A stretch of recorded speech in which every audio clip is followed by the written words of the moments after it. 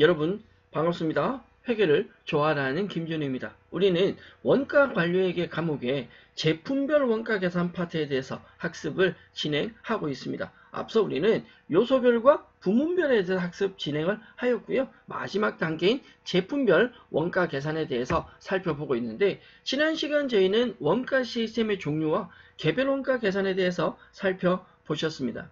이번 시간부터 제가 여러분들과 함께 학습할 내용은 바로 종합원가 계산이란 항목이고요. 이번 시간은 개별원가와 종합원가에 대한 비교, 개별원가와 종합원가가 어떻게 다른지에 대해서 조금 더 깊이 있게 살펴볼 거고, 앞서 개별원가 파트에서 다루지 않은 뒷내용, 추가적인 내용 조금 더 설명드리도록 하겠습니다.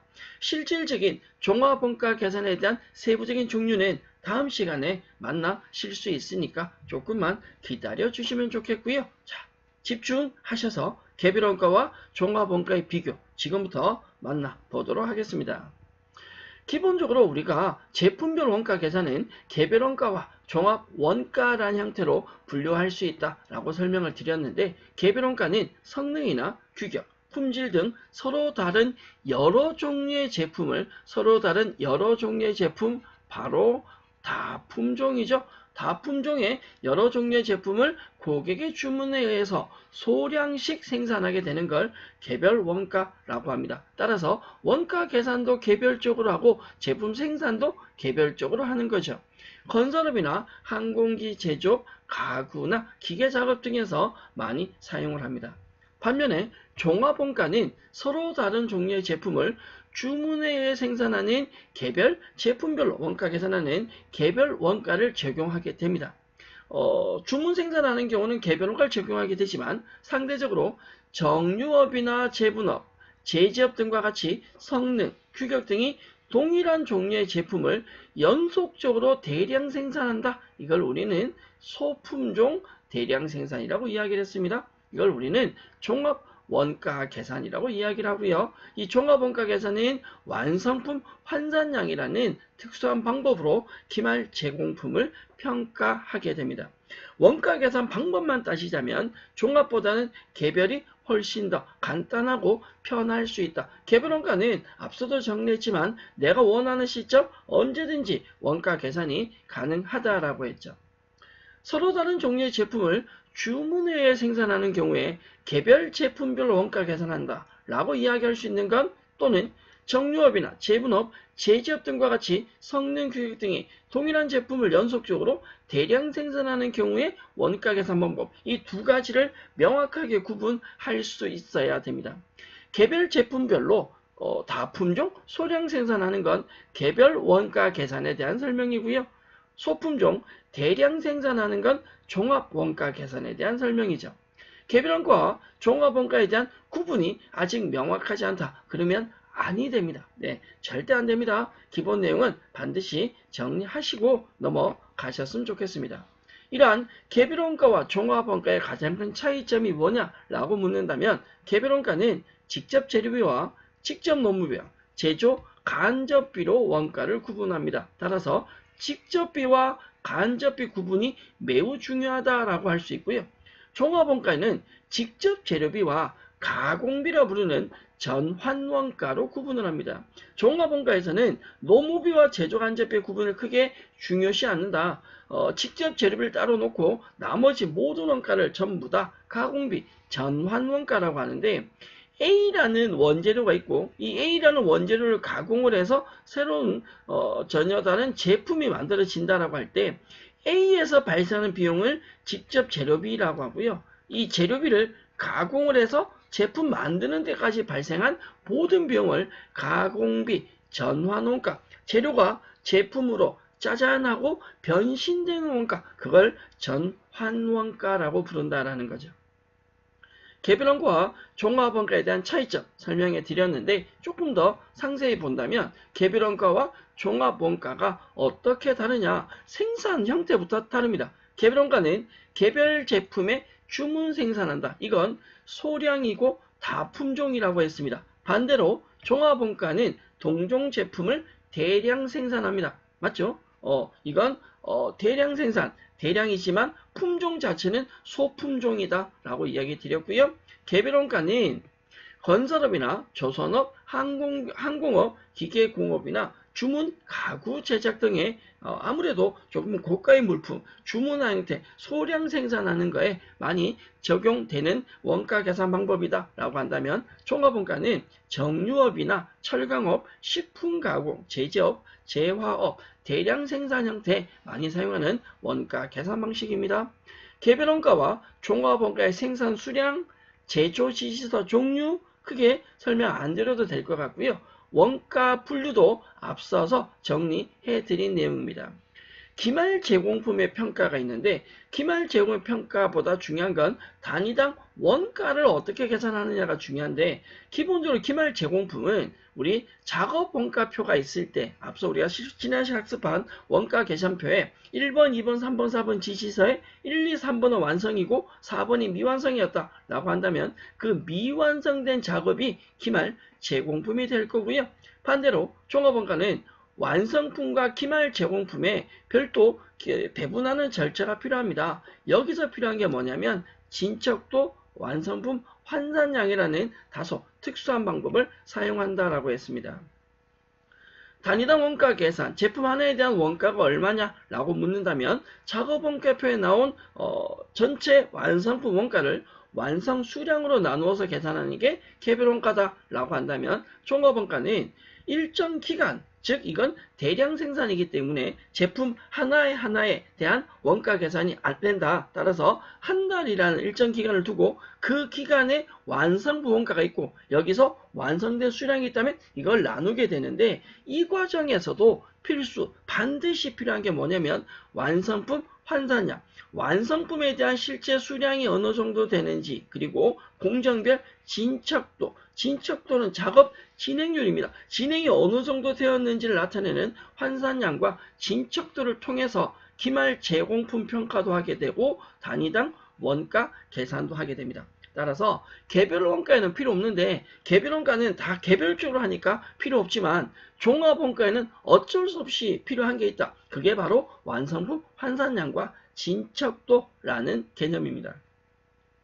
개별 원가 계산과 종합 원가 계산의 기본적인 차이점에 대해서 지난 시간에 이어서 학습을 해드렸다라면, 이 개별 원가와 종합 원가가 가지는 장점과 단점이 있습니다. 이 장단점은 저는 따로 설명을 하진 않을 건데 이미 개별 원가를 하면서 정리를 해드렸고, 다음 시간 저희가 종합 원가에 대한 다시 추가 학습을 하시면서도 설명을 드릴 거기 때문에 개별 원가와 종합 원가의 기본적인 장단점은 여러분들이 확인을 한번 해 주시면 좋겠습니다.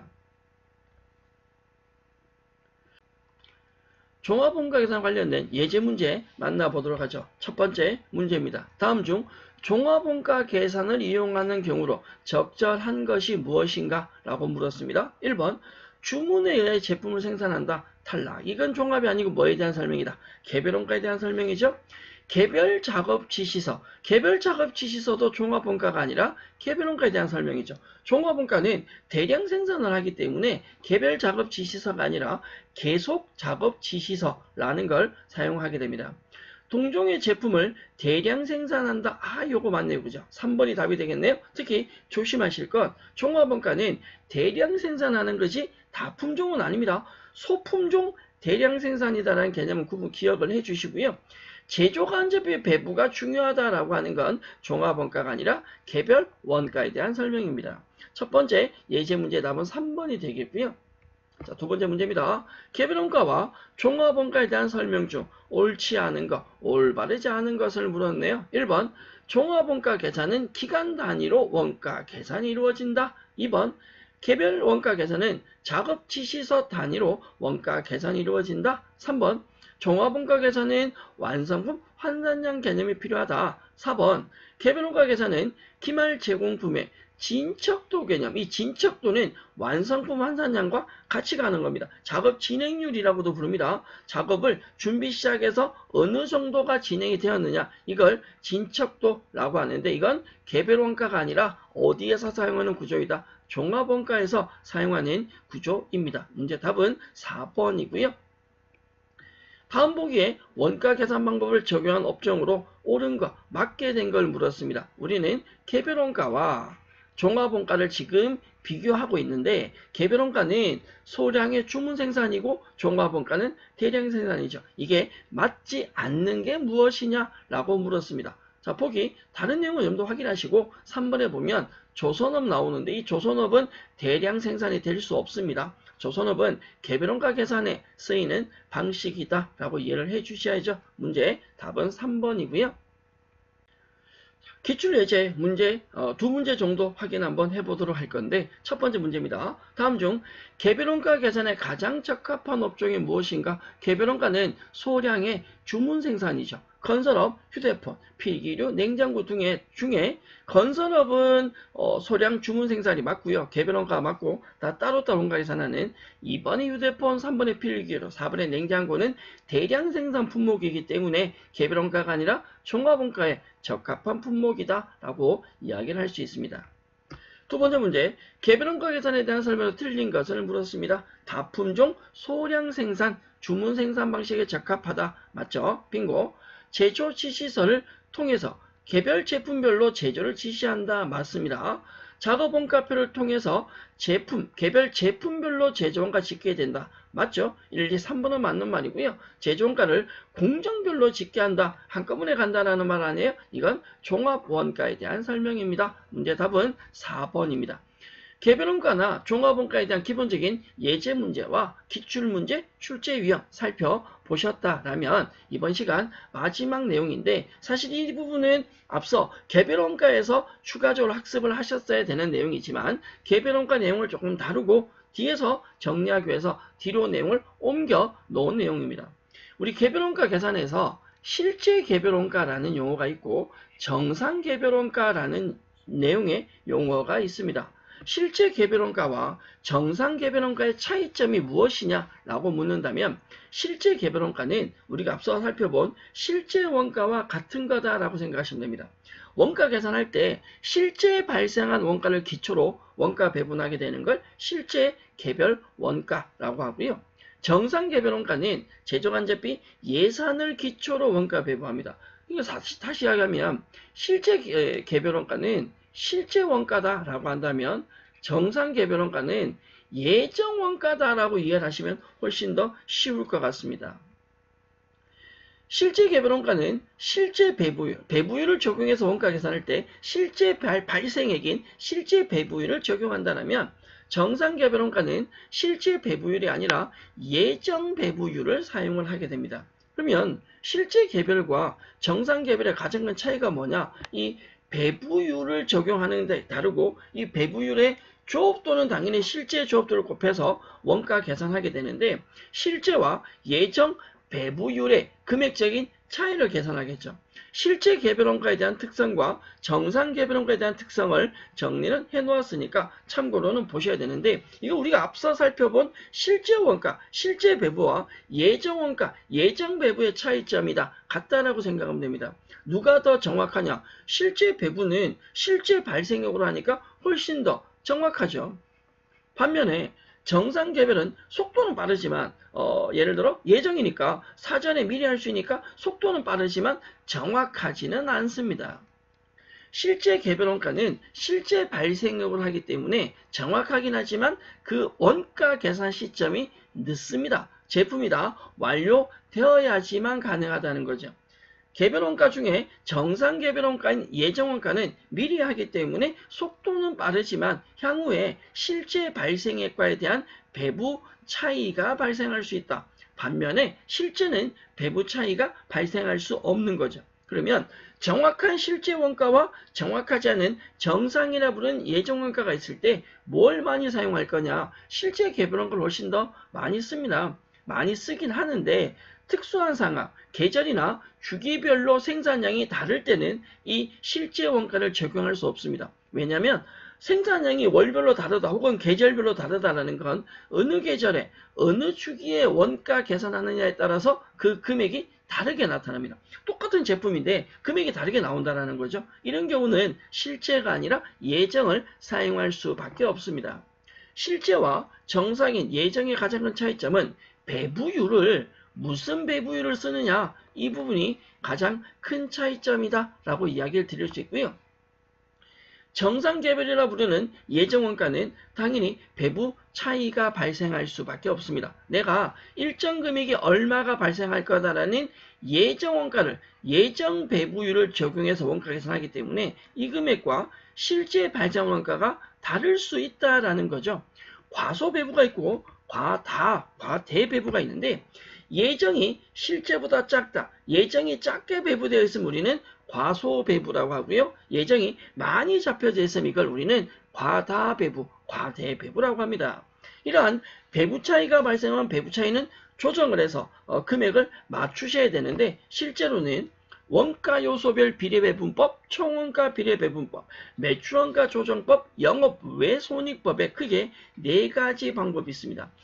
배부된 금액이 과소가 되건 과다가 되건, 예정이 작게 돼 있건 예정이 많게 돼 있건, 나중에 이만큼 발생할 걸 예상했는데 실제 발생했는데 금액이 다르다면 원가 조정 작업을 해주셔야 된다. 그 조정의 4가지 방법, 원가 요소별로 조정할 거냐, 총원가를 비례해서 할 거냐, 매출원가 할 거냐, 영업의 손익 조정할 거냐, 이 차이점 중에 가장 많이 쓰고 있는 방법은 매출 원가 조정법입니다. 저희가 앞서서 예정원가 실제원가 학습할 때도 우리는 원가 조정법을 썼습니다. 그래서 원가 조정법에서 과소배부되어 있다, 예정이 작다면 우리는 원가를 증가시켰고요. 반대로 과대배부, 예정이 많다라고 한다면 원가를 줄여주는 작업, 매출원가 조정 작업을 했었다라는 거죠.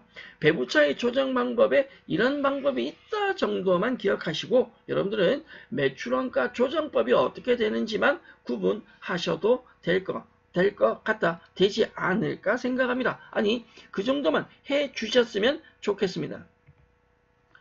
자, 방금 살펴본 실제 개별원가와 정상 개별원가에 대한 차이를 물어보는 기출 예제 문제 하나 확인해 보겠습니다. 실제 개별원가는 사후원가죠. 실제 제품 만들고 난 뒤에 하는 원가 계산이다라고 한다면, 정상 개별원가는 우리가 이해하기 쉬운 말로는 예정이다. 얘는 사후가 아니라 사전 원가 계산입니다. 올바르지 않은 것을 물었습니다. 1번, 실제 개별 원가 계산과 정상 개별 원가 계산 모두 직접 재료비와 직접 노무비는 실제 발생액을, 배부율은 실제가 되거나 예정이 되지만 발생액은 실제 발생액을 배부합니다. 맞잖아요? 2번, 실제 개별원가 계산은 일정 기간 동안 실제 발생한 제조간접비를 동일 기간의 실제 배부 기준 총수로 나눈 실제 배부율, 맞습니다. 실제 배부율을 가지고 제품에 배부하게 되고요. 3번, 정상 개별원가 계산은 예정원가죠. 개별 작업에 직접 부과할 수 없는 제조간접비를 실제 배부율이 아니라 실제 개별이 실제 배부율을 쓴다면, 정상 개별원가인 예정원가는 예정 배부율을 쓰게 됩니다. 맞는 말입니다. 4번 넘어가 볼까요? 원가 계산이 지연되는 문제를 해결하고자 실제 개별 원가 계산이 도입되었다. 이게 무슨 말이냐면 이거예요. 원래 우리가 원가 계산할 때는 실제 원가가 맞습니다. 정확해야 되니까. 그런데 실제 원가를 쓰게 되면 원가 계산 자체가 제품이 생산이 완료되어야 원가를 확인할 수 있다. 그러면 생산 도중에는 제품을 팔 수도 없는 거예요. 금액이 안 나오기 때문에. 그래서 이 실제 배부는 사후 배부, 원가 계산이 나중에 된다. 이러한 어떤 문제점을 해결하기 위해서 등장한 원가 계산 방법이 뭐다? 예정 원가 배부라고 하고요. 예정을 우리는 정상 개별 원가라고 한다라는 거죠. 그래서 보기 4번에 보면 원가 계산이 지연되는 문제, 이 원가 계산이 속도가 늦어지는 문제, 필요할 때 원가 계산이 안 되는 문제는 이 개별 원가에 대한 문제점입니다. 얘를 개별원가, 실제 개별원가죠. 실제 개별원가에 대한 문제점이고, 이 실제 개별원가에 대한 문제점을 해결하기 위해서 만든 게, 보완하기 위해서 만든 게 실제 개별이 아니라 정상 개별원가, 다른 말로 하면 예정원가가 되겠죠. 문제 답은 4번이 되겠습니다. 이번 시간 저희는 종합원가 계산, 앞서 개별원가 계산에 대한 기본적인 내용을 학습을 했었고요. 종합원가 계산에 대한 실질적인 내용을 하기 전에 종합원가와 개별원가에 대한 기본적인 비교, 그리고 개별원가에 추가되는 기본적인 정상개별원가, 그리고 실제 개별원가에 대해서 간단히 정리해 드렸습니다. 기본적인 개별원가와 종합원가가 연결되는 내용에 대해서는 여기까지 마무리를 하고요. 저희 다음 시간에는 종합원가에 대한 실질적인 종류, 종합원가에 대한 세부적인 내용에 대해서 학습을 이어나가도록 하겠습니다. 여러분 수고하셨습니다.